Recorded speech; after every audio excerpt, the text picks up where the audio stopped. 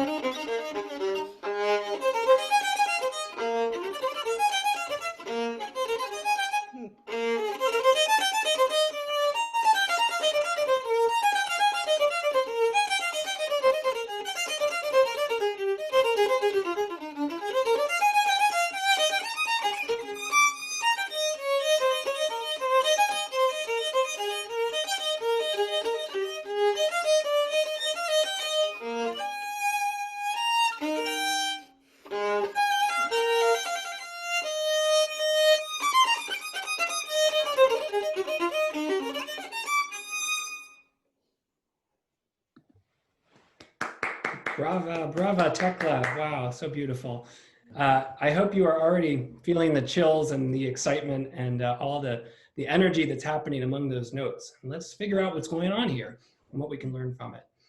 So our basic premise is that notes are like people. And so if that's true, I need to make sure you're looking at me. I'm gonna put this here. Okay, now I'm back. So notes are like people, and if one note is you, well, let's figure out who you are. For the sake of this particular dialogue, let's say that your note is E. E is the key that Bach happened to write this preludio in. The whole partita is set in the key of E major. E happens to also be the highest open string on the violin, so it has a really bright, beautiful resonance to it. And before we say anything more about that, let's hear what an E sounds like. So we're gonna switch back to Tekla, and here's an open E.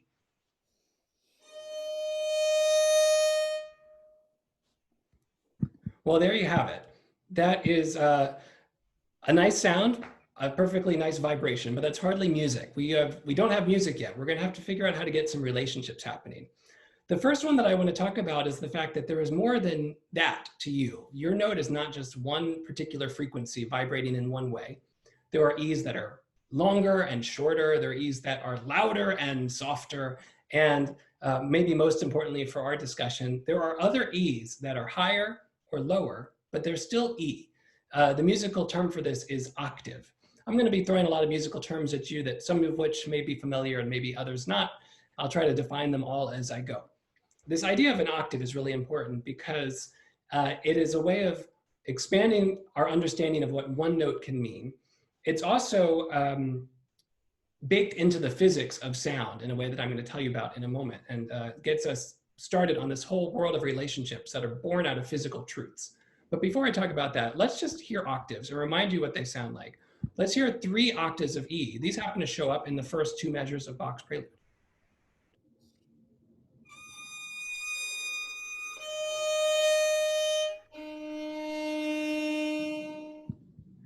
So there you have it, 3 different octaves of E and other versions of U. We are expanding our sense.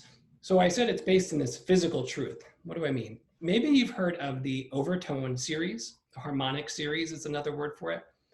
If you haven't, well, it's been around you your whole life. Any note you've ever heard, played on an instrument, sung, whatever it may be, it has these naturally occurring overtones, these frequencies that vibrate along with the main note that you're hearing. And they're not arbitrary frequencies. They happen to all be exact multiples of the pitch, the low pitch that you hear as the main note.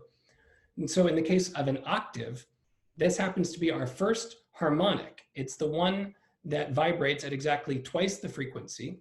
It's also really great to see it on the violin because the way you create that first overtone, the octave overtone, is you touch the string at exactly the halfway point. The length of the string is divided in half, the frequency doubles, and we get that note that is one octave higher. So I'd like you to see what that looks like now. Here is Tekla playing an open E and the first harmonic, an octave.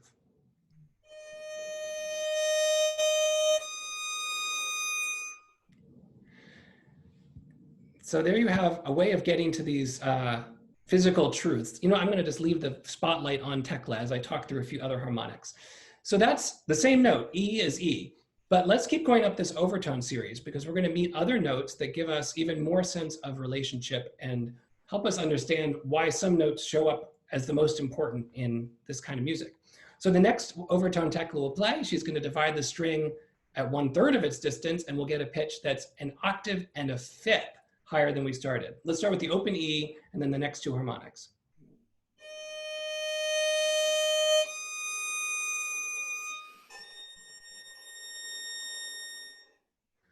So there you have a new note. We could call that note B. It's also known as the fifth scale degree in relationship to E. There's also a set of terms that musicians use. If E is our tonic, meaning our reference pitch, our home pitch, then B is the dominant. These ideas, tonic and dominant, this is the engine that drives all music. And it's born out of that closest relationship between a note and its next harmonics. I want you to hear it in a way that's a little bit more musical. So Tekla will now play every E and every B that happen to show up just in the first two measures of Bach's prelude.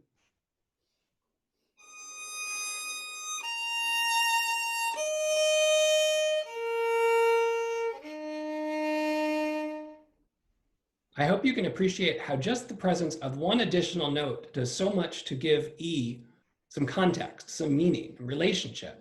And we have so much more to go. So let's keep going up this harmonic series because we're going to meet a new note that adds such a beautiful color. Well, the next one doesn't actually give us anything new. Our next harmonic is 4 times the frequency of where we started, which is 2 times 2, meaning 2 octaves higher. So we're going to go 1 harmonic past that, and Tekla is going to be touching the string at exactly 1/5 of its distance, creating a very, very high frequency. It sits 2 octaves plus a major third above where we started. The note is called G sharp. Let's hear all of those harmonics up to the G sharp.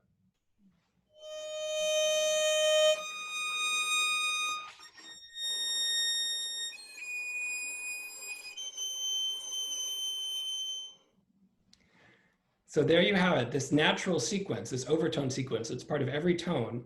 The first notes it gives us are E's, B, and G sharp. Well, let's hear what those notes sound like in a different configuration.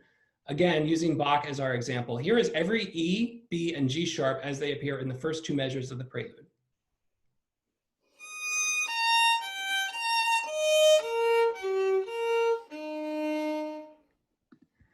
So now we have 3 notes, and I hope you can tell that we're getting even more sense of meaning. And probably those particular 3 notes mean a lot.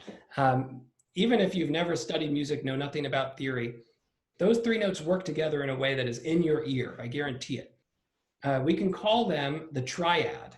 In particular, it's a major triad. E is our tonic, our major third is that G sharp, and then our 5th scale degree is the B. These 3 notes are a very special team. They work together coming out of this natural property that they vibrate so well together. They really ring out and reinforce each other. And that triad is the basis of pretty much all music composed in the Western world for at least 400, 500 years. It is not arbitrary. It's based in this physical essence of how it feels when it vibrates. This gets us into the idea that's at the heart of this lecture. This is called the key of connection. So I have to talk to you about what is a key. Well, a key is a way of saying music that, tonality is another word we have, music that is tonal, meaning it's oriented around one of these particular sets of notes, one of these triads. Music that's in, say, the key of E major lives in a world where that is the center of the universe. Those 3 notes feel like home. There's room within that universe for any possible note, depending on how adventurous the composer is or where it wants to go. So a key is really like a set of possibilities, an open set of possibilities. And we're going to really flesh that out to look at how your life is also like a key. You are a note in it, but there is room for everything, every other note in your particular key. And so this is basically a way of saying it's your worldview. Your key is your worldview. And we need to have more notes in it to actually make music. Those three notes, E, G sharp, B, yes, those are the home base of a particular key if that key is E major, but they still mean next to nothing. It's just a pretty sound. Music is more than a pretty sound. There are also, it's all about context. So there are places where those three notes feel like home. They feel like E major. The exact same three notes in a different context, in someone else's worldview, could be totally discordant and strident and ugly. And it's all a matter of perspective and recognizing that notes in themselves have no inherent meaning or value. It's all about how they relate. So we need to create more relationships. We need more notes to really get into what this music can mean. Let's move out one rung further. E is our home note, that's you. G sharp and B, that triad, those are its closest allies. The next rung around them, the next circle that helps E become E, is a set of notes that we'll call the major scale. You've probably heard that idea of a scale. Maybe you're familiar with The Sound of Music, and you know that great song, the Do, Re, Mi song.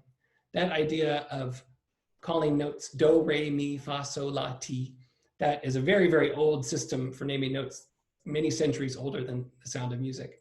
We can also talk about them using these numbers, 1, 2, 3, 4, 5, 6, 7. There are 7 notes in the scale.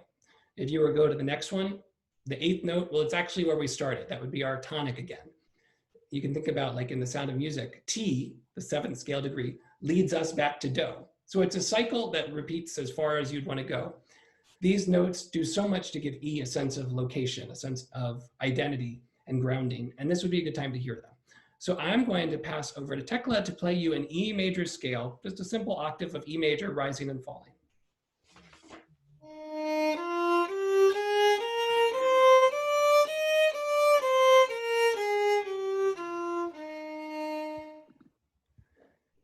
I imagine that that particular collection of notes is probably somewhat familiar to you. Now, we don't even need the entire scale to get the meaning that comes from these individual components, these scale tones. Every one of them reinforces E in a different way. I want to talk about one that is really especially fascinating to me. That leading tone, T, leading back to Do. That's what musicians use that term for it, leading tone, because that's exactly what it does.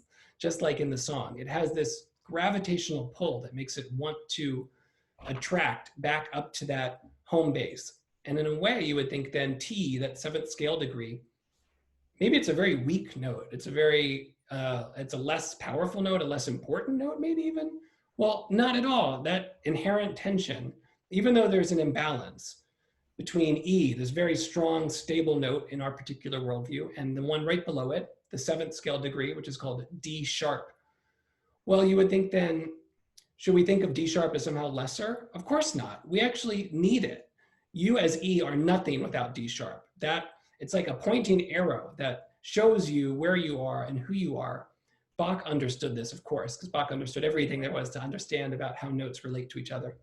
The very first gesture, the first thing that happens in the Preludio is simply a 3-note unit, E, down to D sharp, the lower neighbor, and back up to E. And I want you to hear just those 3 notes and notice how much they do to give you a sense of grounding in E as a sense of home.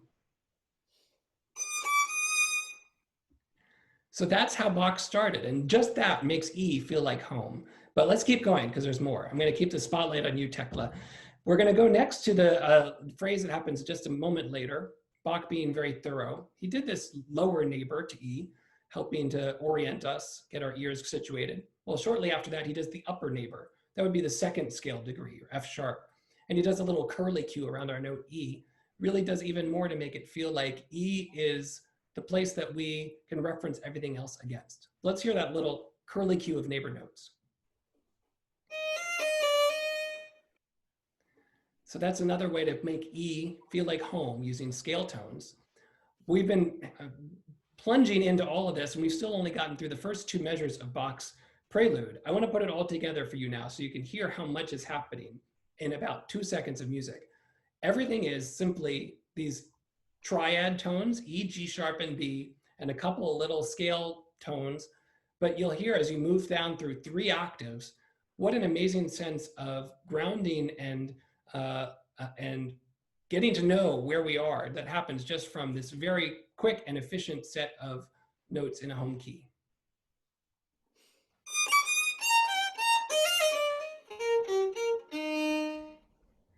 So that's it. That's the very beginning of Bach's Preludio. And it's a good time to pause and reflect on what is the first life lesson here that we can take away from Bach. Well, quite simply, I believe that Bach is giving us a really strong message. Know yourself. That's what it's saying to me. I take away, I want to know what is my note, and not only what is my note, but what are my strengths? What are my weaknesses? What bias do I have towards certain notes or other notes? There are notes that are going to feel easy to get along with, notes that are going to challenge me, and every relationship that I can form and everything I can do to make my world more beautiful and interesting and rich starts with this sense of self-knowledge. That's exactly what happens in the beginning of this prelude, beyond even the first 2 measures. Everything that happens in the first 16 measures, first, I don't know, 15, 20 seconds of music, we only hear notes that belong to the scale of E major. Those same notes we just heard, the triad and scale tones, patterns going up and down, back and forth, really like looking at one of those, it's like a 3-way mirror in a dressing room, understanding E from every possible angle, and really just getting situated and acquainted with that most inner sanctum, the closest in part of what it means to be E. So let's hear Tekla play now that first 16 measure passage.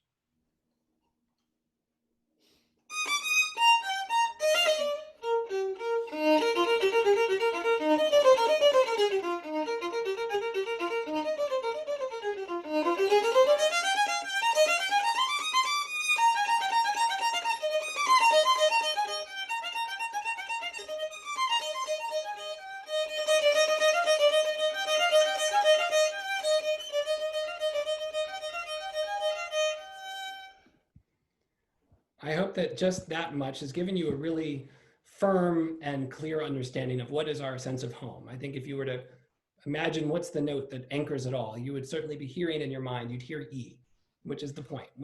Bach has accomplished that mission. And now it's time to start expanding a little bit.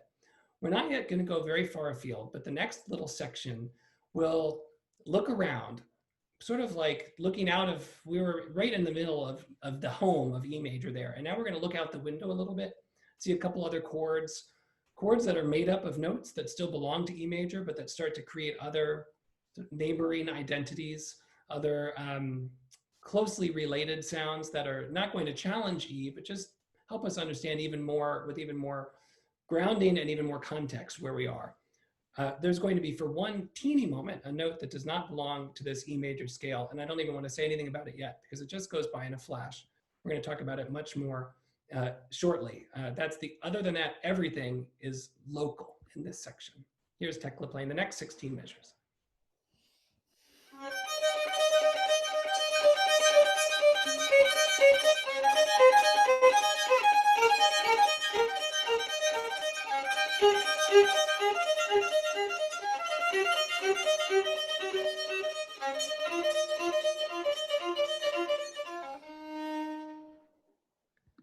So there you have an even more expansive, but still very localized set of notes that make E feel like a place of home. And there's room for that kind of music. Yeah, I like music that stays in one place if it's short and if it's simple. And most pop songs tend to stay in one place like that. I love that music.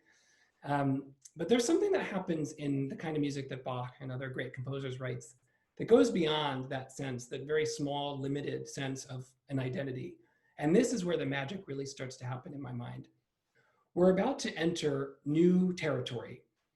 And Bach is going to take us to a new place. He's going to take us to a new key.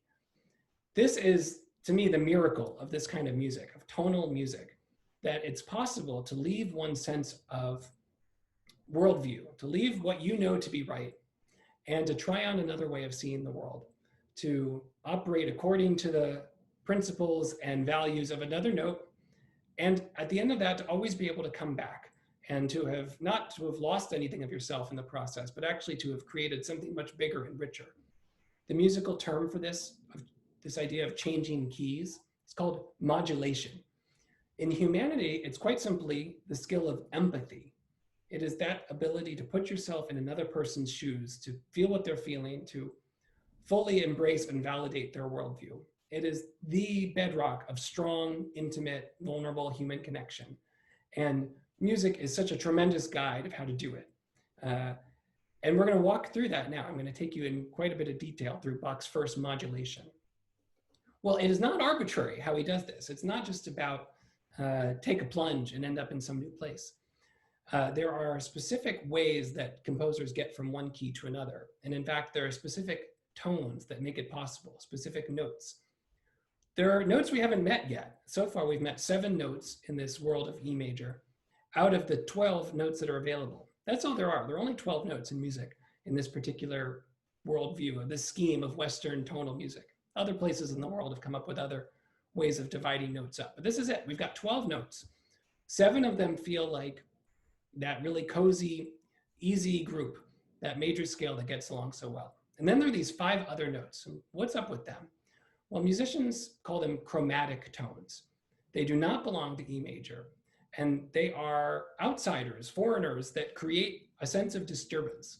Depending on how they show up and how they're used, they can be very jarring. They can be very uncomfortable. They are harder to figure out how to fit in, and they take the music out of a comfort zone. That's what they do. Well, that could be seen as a threat, or for a composer, especially a great composer like Bach, that can be seen as an opportunity. Because the fact is, every note, every chromatic tone, as weird as it may feel in your worldview, it means something somewhere else. There's a world where that note is its own tonic.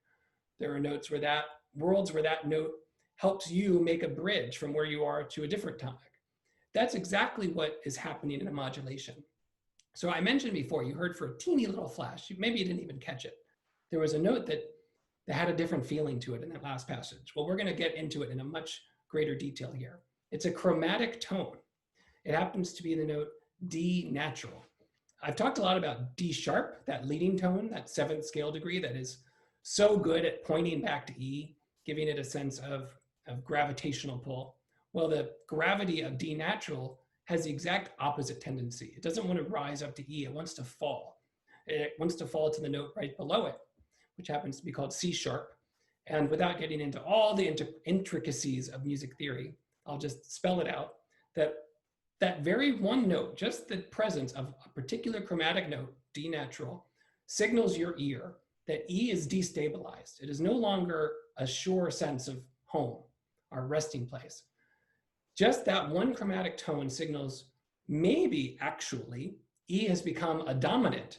E is now the dominant of a different key, and it is pointing us to a new home base that would be A major, where there is this other triad, a triad of A, C sharp, and E that could feel like home and take over for some amount of time.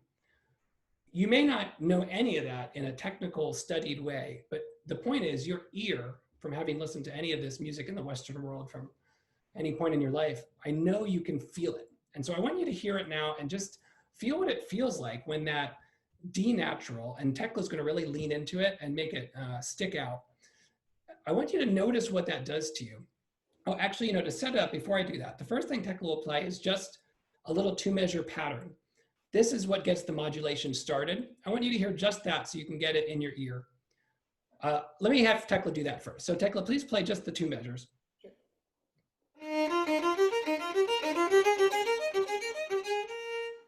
So remember what that little pattern sounds like, because it's going to keep traveling. And now it's going to keep going, and it's going to reach these D naturals, and feel what they do to your sense of stability.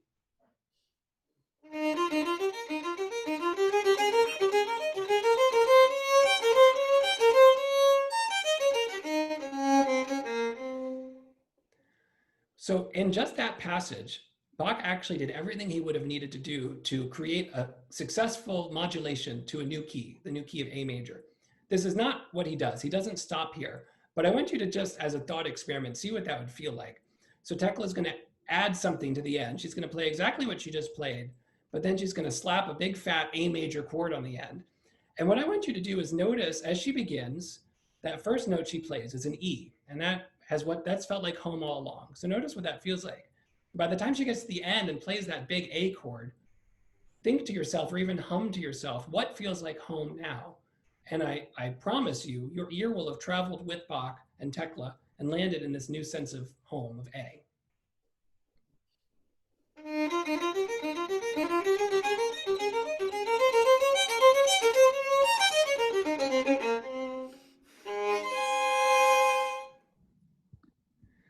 So I hope you hear that A at the very top of Tekla's chord. It should have felt like a natural resting place. There's no tension there, nothing's amiss.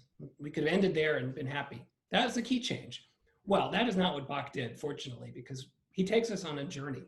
And that is really so much of where the fun happens in tonal music. It's not just about writing the great hit tune and getting from one tune to the next. There were lesser composers who made a career out of that. But the really, really great ones, Bach, Beethoven, Mozart, so much of the joy and the thrill and delight happens in these modulatory passages, these transitions that take us from a stable place that we recognize and get us to a new stable place that we recognize. But in the meantime, we become disoriented and we develop expectations that may or may not be satisfied. Sometimes Bach gives us exactly what our ear desires. Sometimes he thwarts it and redirects us and sends us into a totally different place. That unlocking of a sense of stability and then creating all the tension and expectation and then delivering that sense of resolution. That is the engine of tonal music. And that is where all the emotion and all the excitement happens in my mind.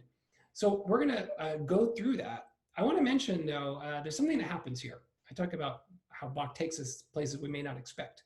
This is a good time to mention something I haven't talked about yet. Two places that he goes in this particular modulation are minor key areas. We hear a little bit of music that references a place called F sharp minor and another place that references C sharp minor.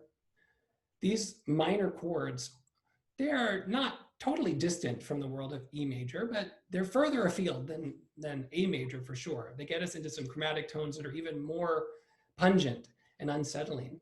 And those chords themselves, those minor chords, they have a different kind of vibration to them.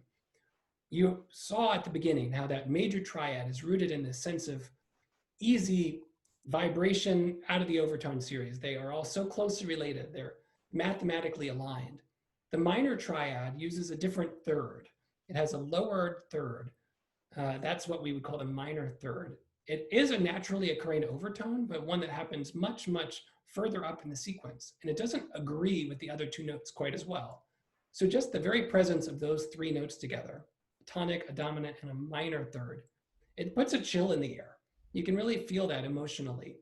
That physical tension has become associated in music and in human thought with ideas of sadness or anger or frustration. In music, when we go to a minor key, it brings up all of these angsty, heightened emotions. And you're going to hear that as we move through this transition. So I just want you to notice the journey, notice how you get unlocked from E. You'll pass through a bunch of places. You'll hear a bunch of chromatic notes and different places that give different kind of emotional temperature. And finally, we will land just where Bach was pointing the whole time. We're actually going to go to A major. That is going to be our new home key.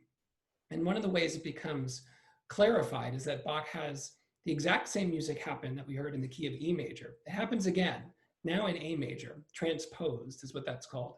And it really validates and locks in the sense that we are in a new place, but in a place where its worldview makes sense and it has some room to breathe and a chance to speak.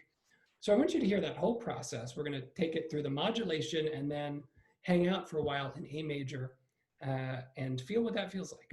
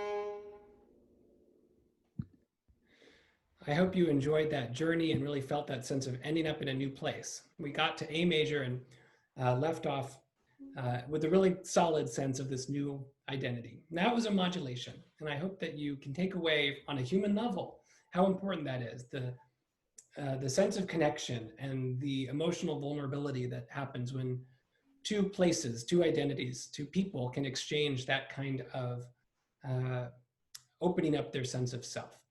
So that's a really beautiful idea. And if that were all that we could take away from this music, that would be lovely. But we have one more point that I see here that I want to share with you, and maybe actually the most important of all. So that modulation, that happens in music, and it happens somewhat sparingly in Bach's music or other music from the common practice of tonal music. So in this particular prelude, we really only make two modulations. We modulate to A major, and ultimately we're going to get back to E major. That's coming up soon.